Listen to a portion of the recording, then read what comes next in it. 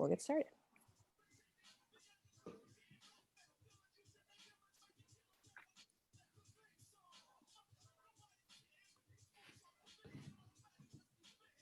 All right, good evening, folks, and welcome to tonight's live online author event with Greenlight Bookstore.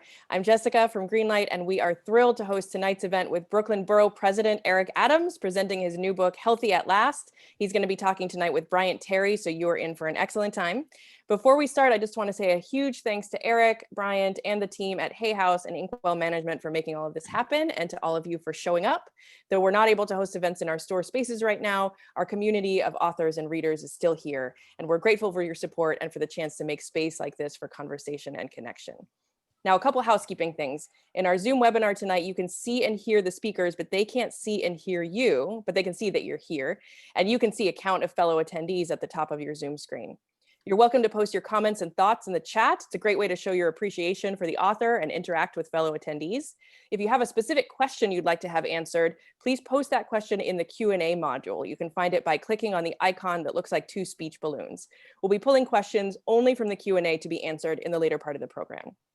We are recording tonight's event, so you can look for the video on our YouTube channel later on. And if you purchase a book bundle ticket for tonight's event, thank you. You'll receive an email tomorrow with more information about your signed and possibly personalized book, whether you're picking it up at one of our store locations or having it shipped to you. If you didn't get a bundle ticket, you can still get a signed copy of Healthy at Last. Eric Adams has graciously signed a big stack of copies for us, and we'd love to get you one while supplies last.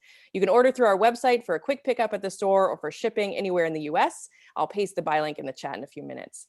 Or you can find this book and many others at our 2 Brooklyn store locations, which are now open 12 p.m. to 7 p.m. every day. So if you care about supporting the career of authors and the ongoing existence of independent bookstores in Brooklyn, buying a book is a great way to show your support. All right, so I'm excited to hand things over tonight to our interviewer, Bryant Terry. He is a James Beard Award-winning chef, educator, and author renowned for his activism to create a healthy, just, and sustainable food system. He's the author of 5 acclaimed books, including Vegan Soul Kitchen, Afro-Vegan, and most recently, Vegetable Kingdom. Since 2015, he's been the chef in residence at the Museum of the African Diaspora in San Francisco, where he creates public programming at the intersection of food, farming, health, activism, art, culture, and the African diaspora. So he is going to be introducing tonight's featured speaker, Eric Adams. Please join me in welcoming Bryant Terry. Bryant, take it away. Ooh, thank you so much. First of all, I want to thank Greenlight Books. As a former Brooklyn resident who lived on St. James and Fulton, I remember very clearly when Greenlight Books opened in the neighborhood, and there was just a lot of excitement among the young activists, artists, intellectual class who just we were yearning for a really dope independent bookstore. And so I'm so happy to see that you all have continued to hold it down in the BK. I want to give a big thanks to all the folks at the Brooklyn Borough Halls, at the office of the Borough President, especially Rachel Atchison, who has been in communication and helped put this event together along with Greenlight Books. And I want to, first of all, congratulate our speaker, our brilliant and just committed public servant, Eric Adams, for publishing his first book. And I'm gonna give a brief introduction and then we'll start the conversation. Eric Adams is the Brooklyn Borough President, having previously served 3 terms in the New York State Senate and 22 years in the New York City Police Department. After being diagnosed with type 2 diabetes in 2016, he adopted a plant-based diet and successfully reversed his diabetes. And we'll be talking about that and many more things. Welcome, sir. How are you? Thank you. Thank you. And, you know, first of all, thank you so much. I'm a fan of your writings and your just being an activist for food justice and what you are doing. Mm-hmm. And also want to thank Greenlight Books. It was an important location, as you stated, in the parts of Brooklyn that we both spent so much time in. And I want to thank Rachel, as you did, because on the weekends, you know, she spent so much time doing this as a weekend project. Mm-hmm. You know, she has so much work to do during her normal working hours, but as a weekend project, she took upon this assignment, and I want to thank her so much. And I look forward to this conversation. You know, just the thought of writing a book is such an awesome task. 2 years of my life went into just research and how to engage in a real conversation about a personal issue that I was experiencing, and hoping people can walk away with the same emotion that I attached to writing the book. Thank you. Thank you. Well, Eric, I'd like to invite you to read an excerpt from the book. But before we do that, I want to ask you, are you a hip hop fan? Yes, I am. Okay, well, so I thought it would only be appropriate if I have MOP's Brownsville playing in the background, because I know that you grew up in Brownsville, Brooklyn. So, you know, MOP represent, Brownsville represent. Get you showing up your Brooklyn roots. So, Eric, can you read, there's a particular section in the book, the DNA or dinner section in the introduction. I'm hoping you could read all of that. I think, you know, it's customary often for an author to, you know, read an excerpt from the book. And I think that's a great kind of way to encapsulate a lot of the energy and ideas in the book. So. And that's so important, because it really lays out the conversation. Now, you want me to read the introduction or DNA or dinner? Which one do you? Okay. I want you to just start with DNA or dinner, and then read through right after, before you get to the short road to health. And for those who haven't seen it, I got you. Mm-hmm. This is a copy of the book. Look, I read this book over the weekend. Once I picked it up, I couldn't put it down. So quick read, lots of great information, and we'll let you take it away, Eric. Yep. You know, and what's powerful is this part of it really resonated with me, DNA or dinner, because my mom was diabetic for 15 years and 7 years on insulin. And all the doctors were telling me that it was due to my DNA. And little did I know it was not my DNA, it was my dinner. And that's what this is all about. Mm-hmm. Okay, and you want me to read up to what point of it? Want me to read the whole? I mean, you know, maybe you don't have to read the whole thing, but okay. It's so juicy. I'd love for you to do it, but you know, I feel like the Q&A is vitally important. So maybe you could just read up until wow, yeah. I'll flow until we get to a natural end. How's that? Okay, that's cool. All of a sudden, I had diabetes. It would define the rest of my life. Everywhere I went, everything I did, I will have to keep in mind, is this safe with my condition? You know what, as I'm reading this, I'm getting chills, because I remember that moment, and I know so many other people can remember the day. You know, you benchmark your life by diagnosis. Mm-hmm. You know, at first I obeyed my doctor's orders. What else could I do? After all, he went through 4 years of medical school, a residency, a fellowship, and many years of practice to arrive at his conclusion. If he said I need meds for the rest of my life, surely he was right. And so I went about my normal business. I learned to live with my impaired vision, but then came the side effects from the medication, the upset stomach, and general fatigue. Moreover, the pills didn't help the general aches and pains I started having after 40. Whenever I saw a clock, I thought of my life slowly winding down. Like many people, diabetes runs in my family. We even have our own word for it, sugar. When I was growing up, it seemed that everyone in the family eventually came down with it. After my Aunt Mary was diagnosed with sugar, she brought a colorful pill organizer wherever she went. I thought that was normal. After my mother was diagnosed with sugar, she had to go get regular insulin injections. That was normal. When my Aunt Betty died of sugar at age 57, that too was normal. I remember attending a family reunion with my mother not long after Betty's death. When we arrived, I realized Mom had forgotten her diabetes and medication. We have to go back for them, I told her. But my mom rolled her eyes and yelled out to the family, anyone have any diabetes medicine I can take? Nearly everyone in the room pulled out a plastic case and shook their pill boxes in unison. My family had pills that were every color of the rainbow: metformin, statins, blood pressure medications, and many others. As a kid, I watched my family rely on these drugs, and now at age 56, it was my turn. When I left the pharmacy after my diagnosis, I thought, is this really my future? I had put myself through college, worked my way up from a B cop to a captain in the New York State Senate, and then to Brooklyn Borough Hall. I had planned to become mayor of New York one day. I stared at those sad little pills in that sad little box and thought, I've come too far to live out of a pill box. There must be a better way, a healthy way. When I asked my doctor about other options, he held up his hands.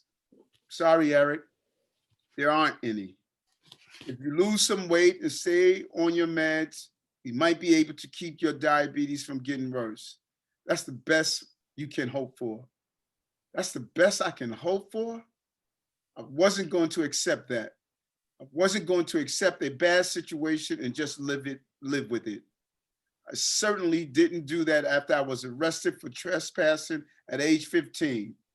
It was a dumb thing to do, but the white cops thought it was appropriate to take me to the basement of the 103rd precinct, beat me up, and toss me into juvenile detention center. Instead of accepting that this was how police officers would always treat young people of color, I vowed to join that same force and change it from within. As a police captain, I co-founded 100 Blacks in Law Enforcement Who Care, an advocacy group focused on improving relations between police officers and African Americans. When I was elected to the New York State Senate, I fought vehemently against the NYPD's stop and frisk policy and other forms of racial profiling. There are some things you just don't accept, and bad health is one of them. My family and my doctor believed that sugar was genetic. It's just something that happens when you get older, they said, especially for Black folks. As a former police officer, though, I knew better than to take anything for granted. I was going to evaluate the situation based on the evidence and come to an informed conclusion, just like I would be at a crime scene. Was chronic disease and pain encoded into my DNA, or was there something else going on? Yeah. Thank you. Thank you so much for reading that. So I want to start, Eric, by asking you this, because I know that there is a lot of stigma, and I've seen it, among African Americans and others around just sickness and illness. And so often, when people have some type of diagnosis of a chronic illness, people feel ashamed, and people are often reticent to discuss that with people out of their tight-knit circle. And so I'm just wondering, because I feel like it must have taken a lot of courage for you to, come out and publicly talk about your diagnosis and share your journey. And you look great, by the way. I'm just wondering, before we get too deep in the content, if you could just tell us a little bit about why you made this decision to share this publicly instead of keeping it just between you and your close ones. And that is such a powerful question, Brian, and you're right, you're dead on. People feel this humiliation, embarrassment, and they want to just secretly move around life based on this personal pain. And I believe that throughout my life, I have been in dark places. And all of us, at one time or another, we're going to find ourselves in dark places. And the real question becomes, do you allow that dark place to be a burial or a planting? And I felt that even when I was arrested as a child, that was a planting to fight for police reform that you're seeing the results of as our young people are pushing the Black Lives Matter movement. And because my name became so closely attached to fighting for reform, when I was diabetic, it was a natural evolution for me to take that dark place of a diagnosis and turn it into a planting. And the book, Healthy at Last, is really the fruit of the harvest of that planting that I hope it feeds other people who are finding themselves in the same dark place and see that it is possible to turn that moment into a planting so they can heal their families as well. And so by engaging in conversations, being out front, talking about the real fear that I had, and the book is a conversation. It's not to talk down to people, but to just have this moment of exposing myself on what I felt and hoping that people could understand that nothing is wrong with them. In fact, I like to say this is an ET moment. You are not alone. And I love that. And I feel like the tone in the book is, I love the kind of conversational and informal vibe of the text. And I also just feel like you're speaking to people from a place of kind of meeting folks where they are, and I think oftentimes there are these perceptions, both real and imagined, of people who describe themselves as vegan as being very dogmatic and self-righteous and judgmental and kind of being on a soapbox and finger wagging. And that is why I think this book and your life is so powerful, because I've always argued that modeling is one of the best ways to educate people. And if you kind of guilt people or make them feel bad for where they are on their journey, you often get the exact opposite reaction. Well said, well said. And it's powerful what you stated, because you and I both know, and I'm pretty sure you hear in the circles, people attempt to say, well, plant-based veganism, that's a white thing. What are you trying to be white? No, it's not a white thing. It's a right thing to eat and ensure your body is right, and fight to ensure that our young people and families are not given really food apartheid type systems. And so, yes, you heard it. I used to hear it in the beginning. With folks, is when we go out to dinner with friends, or I'm at friends, the homes of my friends, and they say, well, you think you're special, or you don't want to eat what everyone else is eating. Yeah. But that attitude changed once we started engaging in a comfortable conversation. And you're right, it's about meeting people where they are and taking them where they want to be, and not trying to speak to people where you are. Yep. And, and I'm glad you spoke to, because I think there's this kind of reductive way that people think about Black food. And so often when people say Black food or African-American cuisine, they're referring to soul food, which I argue is just a sliver of a more diverse and complex culinary cuisine. As all, cultural cuisines have this diversity and complexity and regionality. And so, I often remind people, because I think there's this way in which we can vilify our own cuisine. Well, that Black food or that soul food, I'm not eating that. And I think there's certainly something to be said about, not eating the kind of like heavier, drenched in fat and sugar desserts, the foods that you might find, the big flavors at restaurants. But, at the core of African-American cuisine, when we talk about things like collards and mustards and turnips and kale and dandelions and black-eyed peas and sugar snap peas, like those are the type of foods that I think any physician, nutritionist, or dietitians would say that we all should be eating. But it's about reimagining and reapproaching them in a way that we, prepare them so that they're, building life and not, taking away from it. But and that's powerful, because think about this, Brian. And what you said is so important. And I think the most important part of the book, Healthy at Last, is the recipe section. Because before you get into, because we have a mindset of, oh my God, the things I have to give up. No, you need to go check out the things you're going to be able to embrace. Yeah. And so you could have those same soul food meals, but do it in a healthier way. You could keep the same flavor and the same taste, the same texture. You can make a sweet potato pie.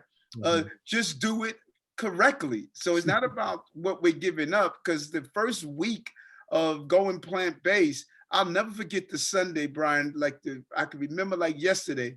I sat down that Sunday and I said, woe is me. All the foods I want to eat, I can't eat anymore. And then I leaned into it and I said, Eric, why are you viewing this at what you can't eat? How about viewing this at this new universe of food that you could eat now? And start exploring the recipes, the spices, turmeric, cumin, all of these different breadfruit. And I just went into this new place of, let's now look at what you could eat. And before I knew it, I went from just the 7 meals that I just rotated throughout the week and went to this whole new 60+ meals that I can have, my go-to meal, my fast meals. I talk about in the book, my 3 ingredients ice cream, love it, but it's about redefining a healthy soul food that we can put the soul back into our food.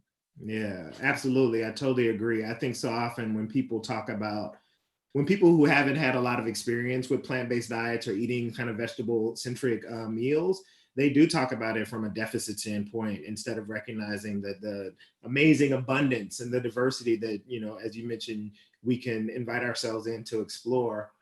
I wanted to say that when I read your book, and this is before I even got too deep into it, just the intro, the first thing I thought is I want to share this book with every single older family member who has been told by their physician that they have to, as you stated, that they're kind of destined to be popping pills for the rest of their life. But I want to go back to a point that I thought was very powerful in the beginning of your book, where you talked about the moment where you actually woke up blind. And I think for a lot of people, there are these watershed moments, diagnosis, extreme pain, kind of like medical crisis as you experience that really wakes them up. I like to think about those moments as messages from our bodies, from the universe to kind of course correct. And so I don't necessarily think that they're bad, but they can be very scary. And so I'm wondering if it's not too traumatic for you. I don't want to trigger anything. If you want to skip this, we can go. But I'm wondering if you could just talk about that moment, because I think it's this thing where, we can do our best. And obviously there's certain things we can avoid, but there's a lot of agency that we have to actually work towards preventing these kind of health crises like this. Can you talk about that moment where you woke up and you couldn't see anything? Right. No, it was intense because I was already feeling the discomfort in my stomach that was an ulcer, and I didn't know about it. I thought it was colon cancer. I just lost a good friend to colon cancer. And the symptoms were the same. It wasn't gas, it wasn't moving. It was just standing there like just a knotted feeling. And I thought it was colon cancer. And I woke up that day to go to the doctor. I looked up at the alarm clock and I couldn't see the numbers at all. I could just barely make out the clock. And at that time, I thought sleep was in my eyes and I just kept blinking my eyes. And I realized, I said, wait a minute. Something is wrong here. And as I walked out the door, everything was just so blurry. And it's amazing how diabetes is just such a secret killer, how it just lurks in your body until it starts to expose itself. And all those symptoms came at once. Many of them I was ignoring for a long period of time. And, so when my vision was lost, men traditionally, you have to drag us to the doctor for the most part, so the tingling in my hands and feet, that was the nerve damage, the ulcer feeling or the pain in my stomach, you sort of shake that off a little. But when you can't see, brother, that's another game. Yeah. And I knew I had to do something immediately to address the problem, but it was extremely frightening. And as you stated, many of us get the alarm clock, but we continue to hit the snooze button. I decided, no, I'm gonna get my butt up. and I'm going to find out how do I get engaged with the health that I was dealing with, the crisis I was dealing with. Mm-hmm. I love the way that you talk about how African Americans often accept this, what many people see as this just kind of a reality, a truism. As you get older, your body's going to deteriorate, you're going to get chronic illnesses, and then you take pills to, you know, ameliorate the symptoms or just help you get through the day. And so often, I think we've been conditioned to kind of, you know, just blindly accept whatever our allopathic physicians tell us. And I know that you didn't want to do that, and you decided to kind of venture off and do a lot of research on your own. So can you tell us about what did you discover when you started researching alternative ways to think about kind of recalibrating, you know, bringing you back into homeostasis, dealing with this chronic illness through what you were eating and just other lifestyle changes?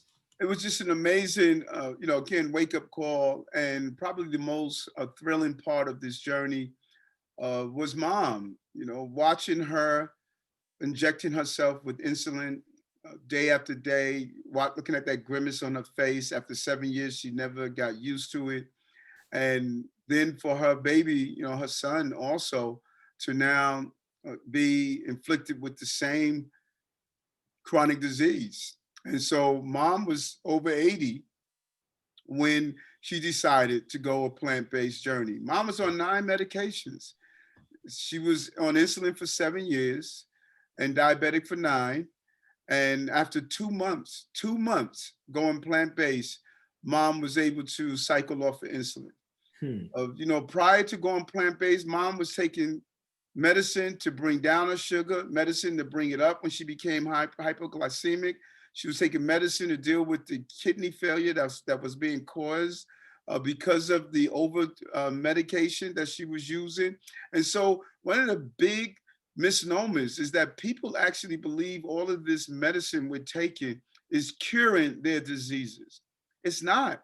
Mm-hmm. It's covering the symptoms. Mm-hmm. And there are side effects to every piece of medicine you take.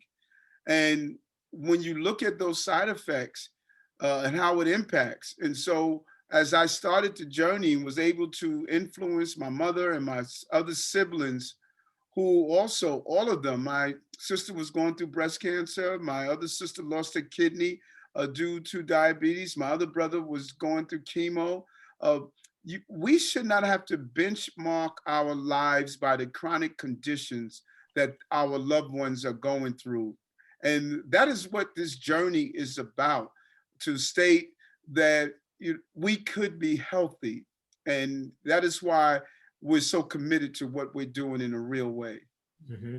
I'm wondering, how did your physician react when you told them that you wanted to pursue this alternative route to healing yourself rather than popping the pills? And did you stick with them? Did you have to make a pivot to another person who got what you were going for? How was that whole thing?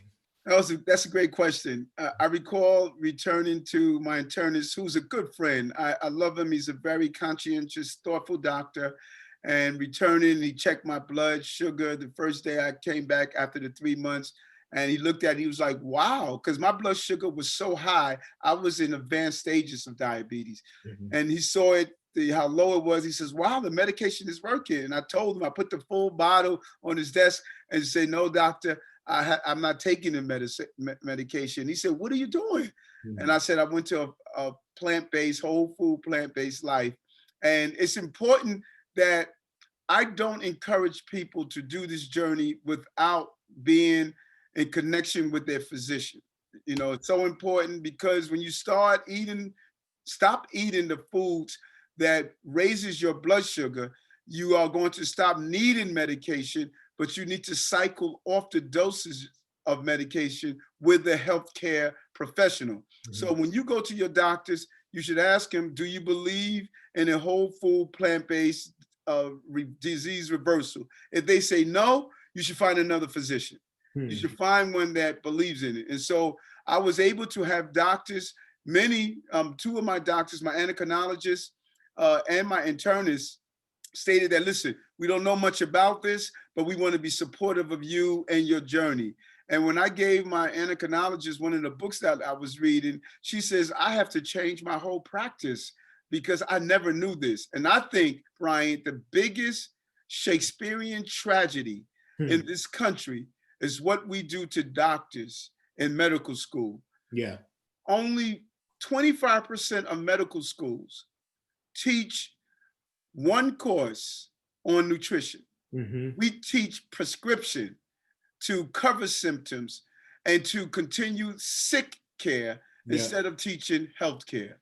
Yeah, I totally agree. My sister's a medical doctor, and she said they took a 8-hour nutrition course of the whole time that she was in medical school. Think about that. And and I think, we need to really reconsider how do we restructure our medical system to be one that's more about prevention and, just life and not just responding to illness and crisis. And I think, I'm excited that there have been a lot of strides made. You have Tulane Medical School, which has been one of the leaders in kind of helping their students think about, learning how to the fundamentals of cooking so that they can be apprised to plant-based cooking and help their patients think about this differently. You have Kaiser Hospital out here who has a really robust food program where they have classes for the public, where they have workshops that are all based around plant-based eating as a way to address these things. Love it. That's amazing, and that's important. Because we do a disservice to our doctors. And as I indicate, let's be clear, our healthcare system, which I call sick care, it's not sustainable. 30 million Americans are diabetic, 84 million are pre-diabetic. We're spending 80 cents on a dollar, a healthcare dollar on chronic diseases. We can't continue. Diabetes is a leading cause of blindness, leading cause of non-trauma limb amputation, one of the leading causes of kidney failure, heart disease. We can't continue down this road any longer, and we have to do something differently. And what you just mentioned about Tulane and other schools, it's a real breath of fresh air that we're being honest about how we are feeding our healthcare crises by what's on our plate every day. Yeah, and thank you for sharing those statistics, Eric. I've noticed over the past 2 decades that I've been doing this work that there is often this kind of immediate way in which people respond to kind of like the idea of eating a plant-based diet. And there are these barriers that a lot of people have. And I noticed that one of the immediate barriers that comes up for people is just not knowing how to cook. And, I understand the structural reasons for that. So often, people are working 2 or 3 jobs because they can't work one job that pays a living wage. Capitalism often pushes us to keep busy and stuff our faces with fast food so we can just continue to make money for the owning class. But I think I love that you include recipes in your book, because I think this would have been a powerful, just straight memoir where you just like telling your story. But I think coupling it with the recipes makes it even more kind of like, useful in an immediate way. So I'm wondering, can you tell us about your own learning journey with cooking? Because, you talk about how when you're a policeman, and even beyond that, you're just like on the grind, you're working hard, you're trying to, not only just stuff your face for some sustenance, but also food actually became a way that you kind of stuffed down many of the emotions and trauma that you had to experience as a policeman. And so I'm just wondering if you could talk about just your transition into being like, look, I'm going to do this. I need to learn how to cook. And then how did you get those skills? No, that's so true. And, let's be honest, food is more than something we put in our mouths. Many of us self-medicate ourselves by eating. That's why they call it comfort food. Mm-hmm. And, there's a reason the Creator gave us different taste sensations on our tongues, because we want to enjoy food so we can continue living as human beings and continue the human race. I mean, that's just the reality. What I've learned, I was a terrible cook. My favorite, I wasn't as good as you. My favorite, my go-to meal was fast food all the time, fried, greasy, processed. That was the diet. all the time. It was amazing. And that I spent a lot of time in the gym, so I was able to maintain a external decent weight, but internally my body was falling apart. And I think a lot of people make the mistake believing because they're not obese that Yeah. they're healthy, but your visual is not the same as your internal. And you have to always do selfies, internal selfies, while you're doing those external selfies to get a real understanding of your health. And so I used to, my go-to was cheese toast, and I would burn that half the time, you know, so I was a terrible cook. And I just started exploring. Sundays became my days of exploring, where I would look at different recipes, modify them to my taste, and just try them over and over again. And as I stated, now I have a repertoire of about 60 different meals. I have my fast go-to meals when I'm rushing. I do a lot of prep at the beginning of the week. I take the time out to prep my food. I'll throw a couple of jars of steel cut oatmeals with some bananas and berries in the fridge. It actually can cook overnight. I learned different skills of making bread and how to store it, how to freeze my veggies. So I learned different methods, because people often say, well, I don't have time to do this. But let me tell you something. You may not have time to cook according to your belief, but you will have time to do dialysis 3 days a week, 3 hours a day. So you know what? Either you will find the time or the time will find you. Yeah. I love that. You know, it's something that I often would repeat, because, you know, one of the things that I often hear people say, well, you know, eating healthfully, and these are perceptions. We know that the reality is complicated, but people often say eating healthfully is too expensive. It takes too much time, and it's too labor intensive. Yes. And I love that approach that you mentioned, because I often say to people, well, you have to invest now or you're going to pay later, you know? And it's just on a personal note of just like, if we're not investing now, we have to pay later with the pain of chronic illnesses, you know, and families seeing members get too sick and die early. But even on a public health perspective, like when we don't take care of the public, we pay for it on the back end through these increased medical, you know, the insurance costs and all that. So well said. But that's so important, because that's part of what I am, and I want to share with our city. We have to stop feeding the crisis. How do we serve, part of the initiatives we're doing in Brooklyn with our meatless Mondays in school, vegetarian diets in school, because we shouldn't have the Department of Health and Mental Hygiene spending millions of dollars to fight childhood obesity, childhood diabetes, childhood asthma. Yet the Department of Education is feeding our babies 960,000 meals a day that causes childhood obesity, childhood diabetes, childhood asthma. That's just, tell it. makes no sense. You know? And you shouldn't be in a hospital going in for high blood pressure, and then you're being fed food inside your hospital room every day that causes high blood pressure. Yeah. So what you put on your grill at home, you have the right to do so. Yeah. But tax dollars should not go to feeding the crises that we are facing around healthcare. Yes, I totally agree. And on that note, you know, I love how powerfully you connect. You kind of like bridge this chasm between like the personal approaches and responsibility that we need to take for our own health, and, you know, thinking about like the wider public and improving public health.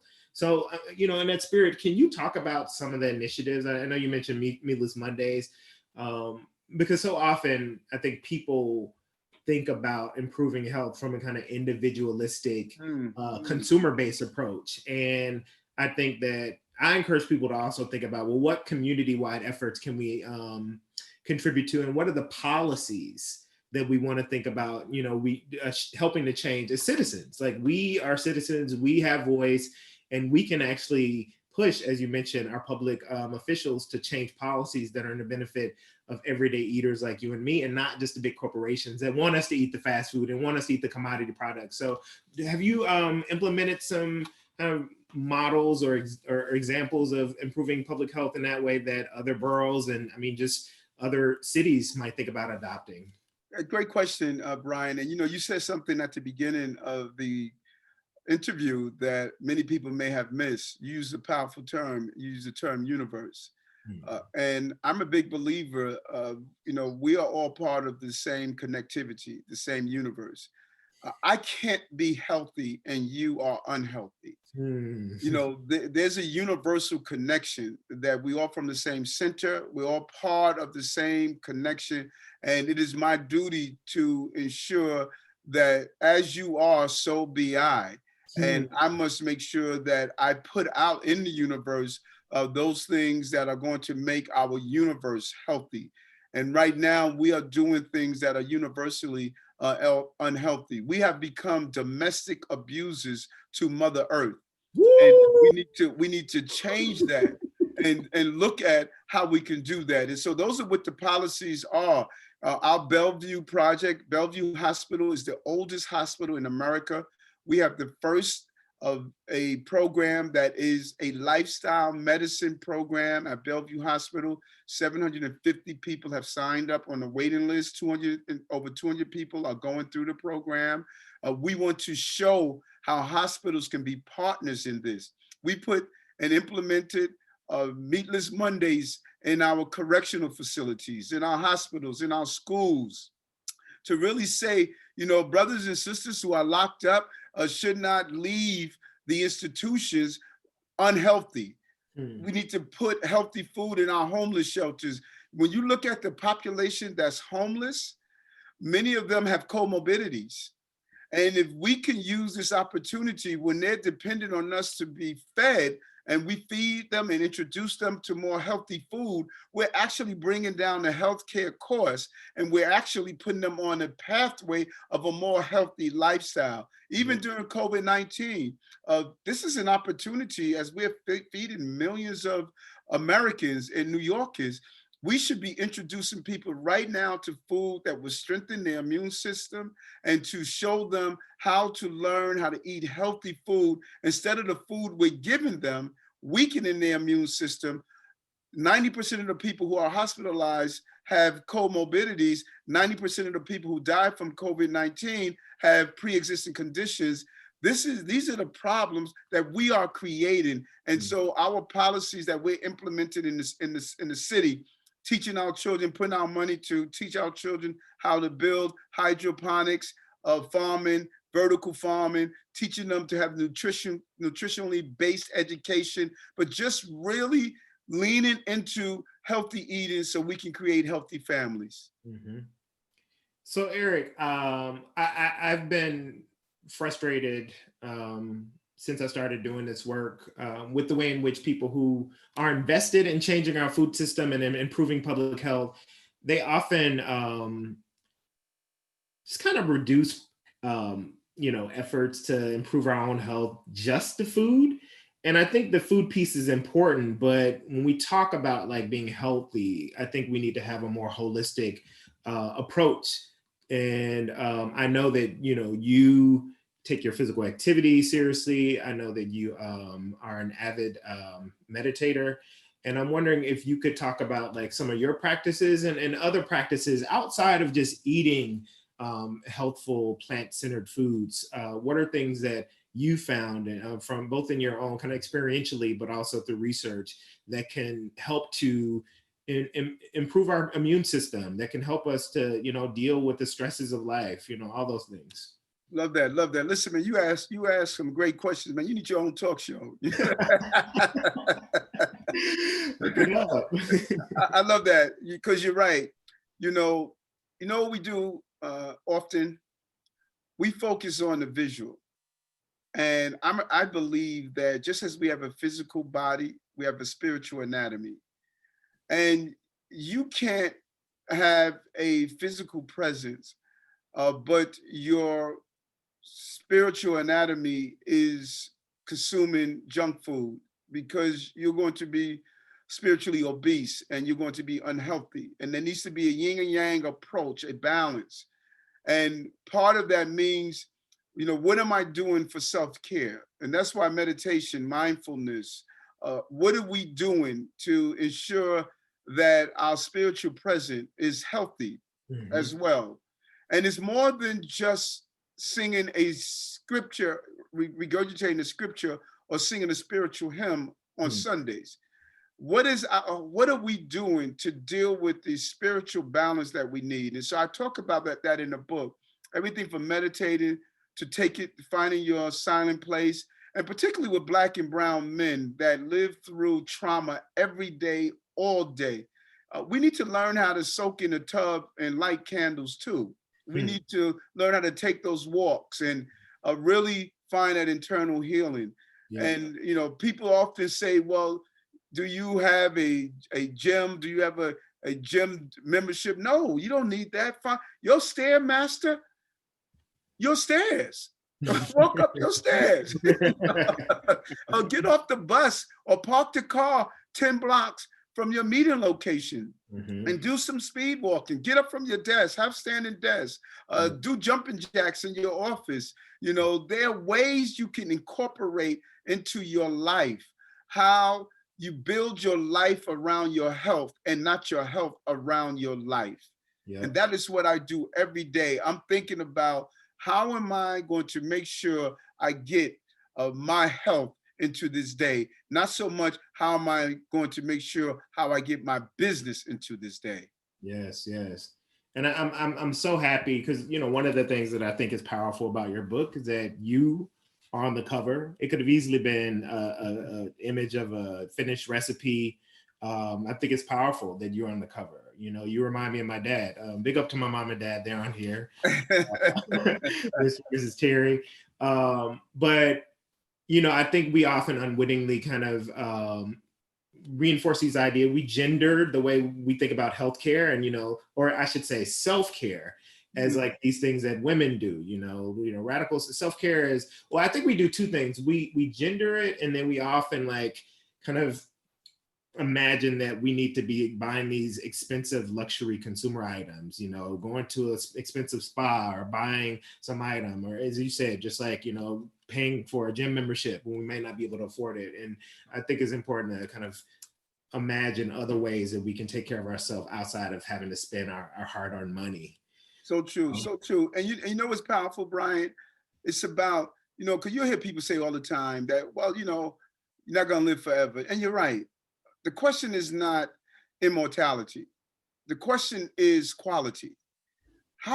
What type of qualitative life you're going to live while you are alive? To be 101 and you can't identify your grandchildren because of your diet cause your dementia and Alzheimer's, or you can't walk up a flight of stairs or enjoy a vacation with your loved one, or engage in intimacy because erectile dysfunction is tied to your food that you eat. And so when you start to think about not that you're going to live forever, but do you want a quality life?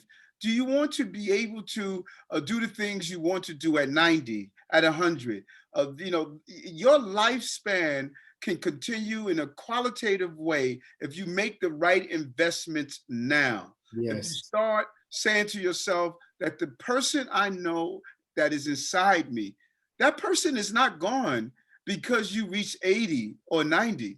That person is still there waiting to come out. You just need to give it the tools to come out instead of poisoning it 3 times a day, breakfast, lunch, and dinner. I agree. I was once told by a teacher that like our current health state is actually, all the things that we've been thinking and doing and eating leading up to that, maybe like 2, 3, 4, 5, 6, 7 years before is what led us to that place. And a good way to think about the arc of being healthy and healing is to think everything that I'm doing now is leading me to this place that I want to be 5, 6, 7 years from now. And we're literally feeding that healthy and well powerful. Well said. And the beauty of this amazing gift from the Creator that we call our bodies, the ability to heal. We have a respiratory system, we have a circulatory system, we have a digestive system, we have a healing system. You cut your finger, it heals. Yep. Our bodies will heal. And one of my favorite stories is about one of my former colleagues, Clifton Hollingsworth, who went plant-based. I talk about him in the book, Healthy at Last, how he had heart disease. He had a heart attack. The doctor stated if he would have gone to sleep, he would not have awakened the next day. But instead, he was able to reverse his heart disease by dealing with a plant-based diet. The number of cases that I hear and talk about over and over again, real people who have turned around their healthcare crises. And that is what I want to encourage people to know. Get out of your head that chronic diseases is a lifetime sentence. Mm-hmm. Your plate will put you on parole and get you out of that death sentence. You just have to be willing to do so. Mm-hmm. So just a couple more things, and then we're going to open up the floor for questions. I imagine, and maybe this is a stretch, but when I think about the title of your book, Healthy at Last, I imagine that it's a nod to the conclusion of Dr. Martin Luther King's I Have a Dream speech. Healthy at last, healthy at last. So maybe it's a stretch, but I'm wondering, is that a reference that you're making? And more important than that, do you see eating healthfully as a part of kind of contributing to our collective liberation as people who've been historically marginalized and oppressed? Yes, no, so true, so true. And yes, it's a combination of Dr. King's Free at Last and that favorite song, At Last, where, the singer talks about finally finding her love at last. It is a way of, finding the love of yourself, reintroduce yourself to yourself. That you're a beautiful person, and we're beautiful people, beautiful creators, and we all have a purpose. And that purpose should not be cut prematurely short because of some of our lifestyles and what we're doing. And I see that this is a very important moment to the liberation of our people. And I talk about, how these foods and the manner in which they were introduced, how they were placed in our lives. And I talk about what happens even when we go to healthcare facilities, how different we are treated, and how individuals believe our mothers have a higher endurance of pain, and how we don't give real preventive treatments and tests. This is so important to us. And when you look around our communities, you're seeing, particularly Black and Brown communities, that we are reaching a certain level of status and income. But in reality, you look at our health crises and it's the same and even worse. So what's the use of building a business but destroying your body in the process? Mm-hmm. The same energy I'm hoping we put into our successful businesses, our successful credentials, our successful ability to navigate the different professions we are part of. I want us to put that into taking care of ourselves. That's the real legacy we need to leave for the next generation, that we are healthier than the generation that we left. How do we do that? Mm-hmm. I agree. As the great philosopher and hip hop scholar and artist Karis once said, "Me not gonna need nothing else but help, wealth, and knowledge of myself." That's my man, Chaos One. So before we wrap up, I want to do a quick speed challenge. So I'm gonna throw a word at you, and I just want you to say the first word or phrase that comes to mind. You ready? Yes, sir. All right. Caldwell Esselstyn. Lifesaver. Lifesaver. Fulton Ave. I'm sorry? Fulton Avenue. Homeboys. That's where all the homeboys and I hang out. Juniors. Don't go. Juniors is an iconic cheesecake restaurant, or a restaurant that specializes in cheesecake. Want to clog your arteries, get the cheesecake, get the steak, get the pastrami. Nah. All right. Stop and frisk. Fought it. Chitlins.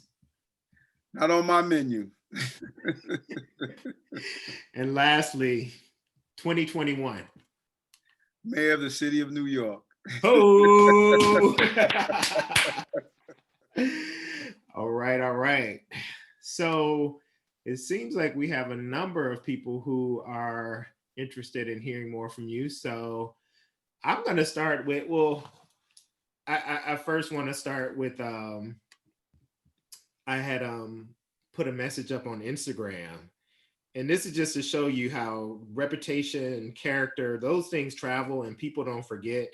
I put a little post up on Instagram about our event, and one of my close partners from when I was in grad school at NYU, Greg Johnson, he was like, I met that brother one time. We were waiting for the AC Transit or something, and he's a good, solid brother. We had like a brief conversation. So I just want you to know that you're loved. I like that. You know what's interesting, Bryant?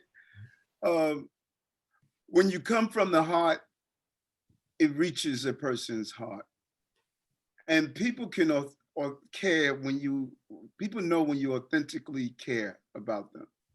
And, people have been there for me. When I was a little boy growing up in South Jamaica, Queens, mommy was raising 6 of us, Brian. We used to go to school every day carrying a glad bag full of clothing because mommy didn't want us to be embarrassed if the marshals threw us out and we would have a change of clothing. Ooh. Christmas time, we had toys wrapped on the back porch. Easter time, our neighbors used to leave pairs of shoes. Thanksgiving times, they would leave turkeys.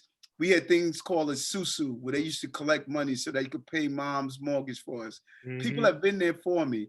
And I need to start depositing in the social bank of life to let them know I have not forgotten. I am who I am because people were there to make me who I am.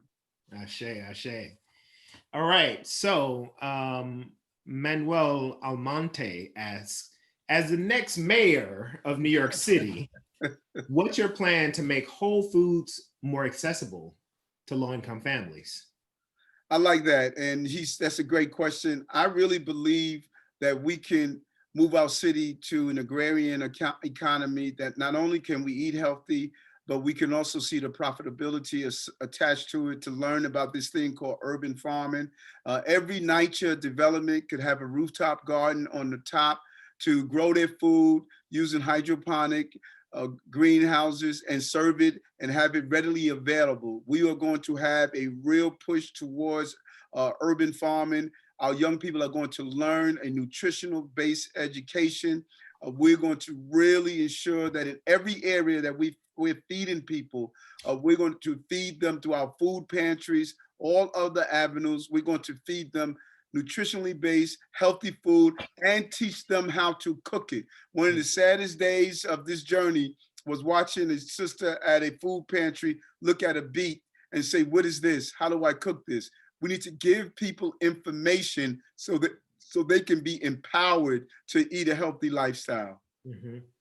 I feel like you started to answer this question in your last answer, but I want to ask it anyway in case you have some additional things to add. How do you, and this comes from Elaine, how do we persuade young people to eat more healthfully?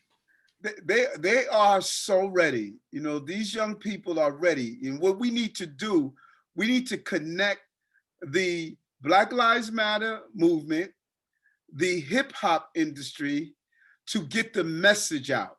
It is like the old singers during the 60s. We have a message in our music. Wake up, everybody. What's going on. The message was in the music.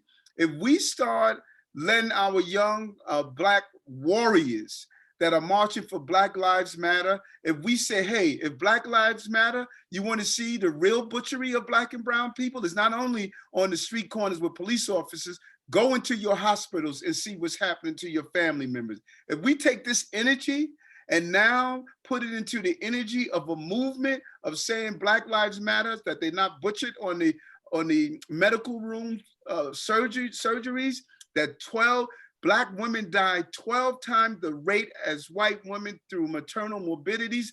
That's Black Lives Matter, fighting to end that. Black mothers who are watching their babies come through cesareans when it's not emergency and we're not inoculating them with the microbiomes that they use. That is the Black Lives Matter. And so I think that if we start getting these young, bright, intelligent, energetic warriors to connect the police abuse with the food abuse, you're going to see a difference. And then we need to incorporate it in our schools, a nutritional-based education, teaching real home economics where young people learn how to cook good tasting, healthy foods, and they'll start turning this whole cycle around. Mm-hmm. And I'm so glad that you're mentioning Black Lives Matter. I think so often, you know, they're vilified and people kind of, you know, knee jerk, just people don't really know what they're about. People aren't going to their website and reading their platform. And when you go and do the research, you find that, of course, there's an emphasis on kind of addressing police violence.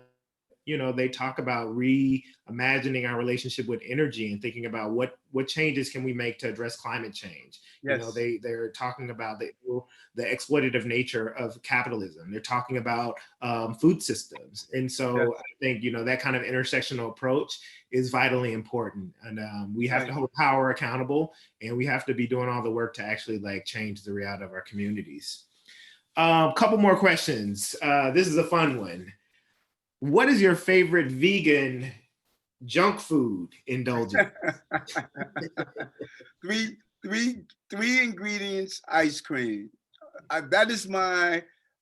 If I only could tell you how much I love it, you know, that it's just cacao powder, frozen bananas, and peanut butter, freshly made peanut butter, or almond butter, or walnut butter. And then I may throw in some berries or throw in apples, chopped up apples, berries. And it is just, you know, when I eat it, I say, you know what, this can't be healthy. You know, because it's so quick to make, but it's so satisfying. It's my moment when I want to just treat myself and just relax. That's my meal. I love it. Yes, yes. So one final question from the participants, and this is an interesting one. So this person has been on a keto diet for about a year, and they write, my concern, this is Latasha's question. My concern with considering a plant-based diet is the amount of carbs I will reintroduce back into my body after doing keto for a year. How does plant-based diets reverse diabetes with the potential for a high? I have some thoughts about that, but I'd love to hear what you think. Yes, and thanks for that question. There are two types of carbs. There are good carbs and there are bad carbs. Processed carb, processed bread, quick oats, processed, when you look at multigrains and it's not really 100% whole grain, all of these, those are processed carbs. I eat carbs every day. I eat fruits in the morning with my smoothies, greens, you know, all of those good carbs. Those are the carbs that you want and not the processed carbs. You know, oftentimes people need to understand that whole food plant-based is not just vegan, because some of the most unhealthy diets I know are people who are vegan. Coca-Cola and Oreo cookies and Snicker bars, that's vegan. You know, it's just not healthy. And so the goal for folks who are on a keto diet and other diets, listen, the goal is, what does your body need? A full, nutritional, well-balanced diet. And you could look at all of them. Nothing satisfies that more than a whole food plant-based diet. And you should not be afraid of carbs if you're on a whole food plant-based diet, because those are healthy, good carbs that your body breaks down in the right manner, gives you the high fiber you need to remove the toxins from your body, and it gives you a very balanced lifestyle. Well, Mayor Adams, thank you so much. Thank you. Everybody, healthy at last. Get this for yourself, get this for your loved ones. Just get this book. It's important. And I'm glad that Hay House, one of my favorite publishers, big up to Hay House, invested in this. And this is an investment in all of our health, all the potentials for healthy personal lives, healthy communities, and a healthier country. So I'm going to invite Iron Green. Do you guys need to come back on Greenlight Books and say I just want to come back on and say thank you for that amazing conversation. I feel like I learned so much. I was here in my own room saying, yes, absolutely. So I'm really looking forward to reading your book, Eric. And I've pasted the link in the chat again. If folks don't have it yet, they can get it at Greenlight, and we'll have signed copies as of tomorrow. So thank you all so much for a great night. Appreciate you, Brian. Take care. All right. Thank you. Everyone have a good night.